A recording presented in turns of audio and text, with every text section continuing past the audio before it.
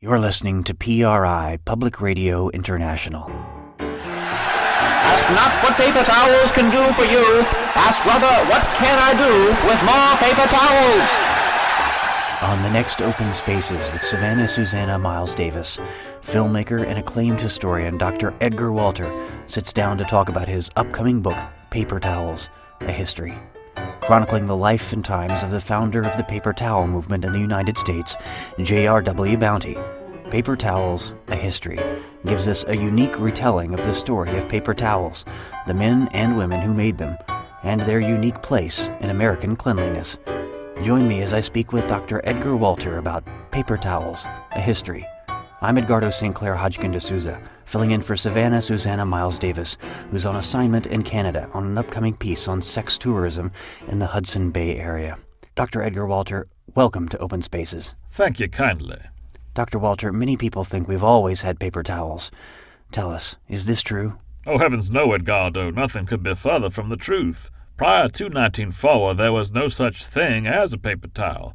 America was a land of almost indescribable filth and degradation, a horror show of disease, abbreviated lifespan, terrific child mortality, and universal reliance on cloth handkerchiefs. What happened in 1904 to change that? Well, the received wisdom is that a manufacturer of toilet tissue, which had just been invented in that year, found a new market for a large shipment of toilet tissue rolls that had been miscut to twice their usual width. Now, this shipment got repurposed as disposable hand towels. This manufacturer, Arthur Scott, became the founder of what we now know as Scott Towels. So did Arthur Scott make the first paper towels? Well, yes and no. You see, Arthur Scott's brother was Thomas Huntington Scott, the heir to a great forestry fortune in the Pacific Northwest and the college roommate of a man named Josiah Robert Washington Bounty, who was at Yale University.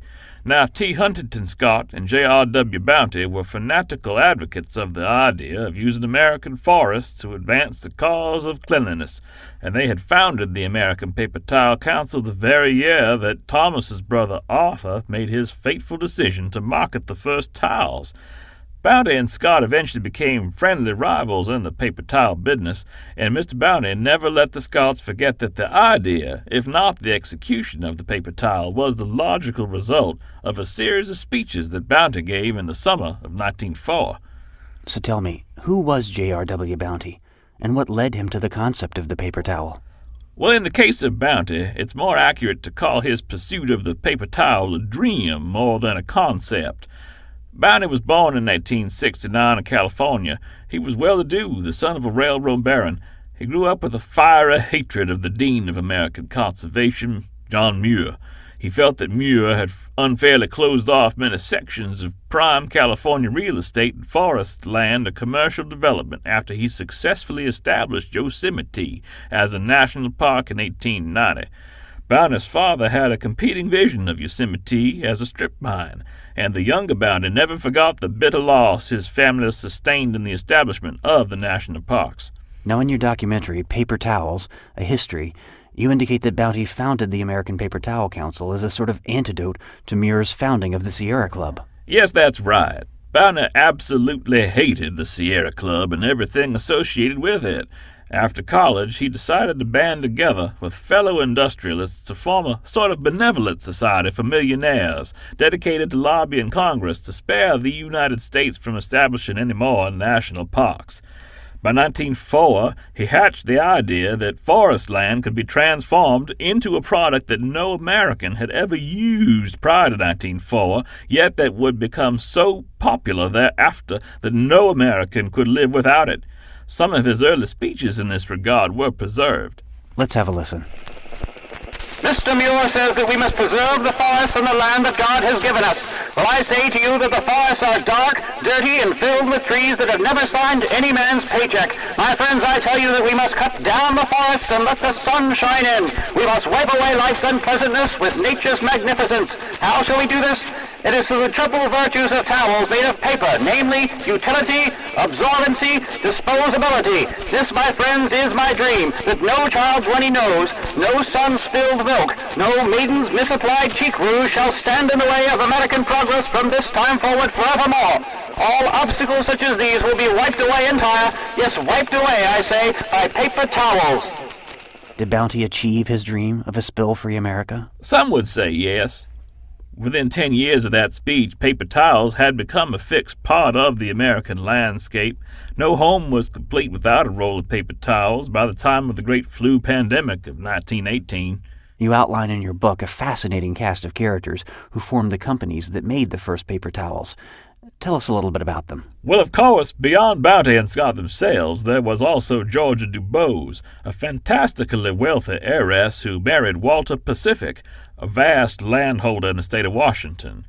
She spent the rest of her natural life as Georgia Pacific, clearing trees and competitors with equal abandon. She even brought out the paper toweling concern of Bud Brawny Sims. You unearthed evidence that Brawny Sims was reputed to be having an affair with Georgia Pacific, right? Yes, it was the worst-kept secret of the day, especially after Georgia Pacific renamed its premier brand of paper towels for Mr. Sims himself. Now, Brawny Sims got himself out of the day-to-day operations of the Brawny brand once J.R.W. Bounty got wind of this affair. Why? Well, Bounty had a bit of a puritanical streak. As he put it, a paper towel may have no more than 2 plies. So how did Bounty come to be associated with Procter & Gamble? Well, Procter and Oliver Garfield Gamble were soap and toilet tissue magnates. Bounty got both of them interested in the founding of the APTC. He successfully lobbied them to invest heavily in his own paper towel brand, and when it became wildly successful, he sold the Bounty brand name to them so that he could continue his anti-mirror campaign. Before we get to that, tell me about the others on this council, including the Canadian in this mix, Marcel Marcal. Ah, yes, Monsieur Marcal was a Quebecois timber magnate who was asked to join the APTC in 1904, along with Hartford Coronet from Connecticut and T. Carlos Viva from Monterrey, Mexico. The 3 of them were all ex-lovers of the fantastically wealthy Kimberly Hollis Clark from Texas. Now, Kimberly Clark had a lifelong rivalry with Georgia Pacific, and she wanted to prove that she could make towels that women would have an almost personal connection to. Getting back to J.R.W. Bounty, what did he do when he got out of making paper towels himself? Well, he, along with Kimberly Clark, Georgia Pacific, Carlos Viva, Marcel Marcal, and the rest of them, founded, of course, the American Paper Towel Council. This council sponsored a number of initiatives aimed at furthering the use of paper towels, napkins, toilet tissue, and all manner of other disposable products. Bounty spent the rest of his days on a crusade against any and all things that he perceived as anti-towel, including conservation, recycling, Bolshevism, and, of course, the Democratic Party itself.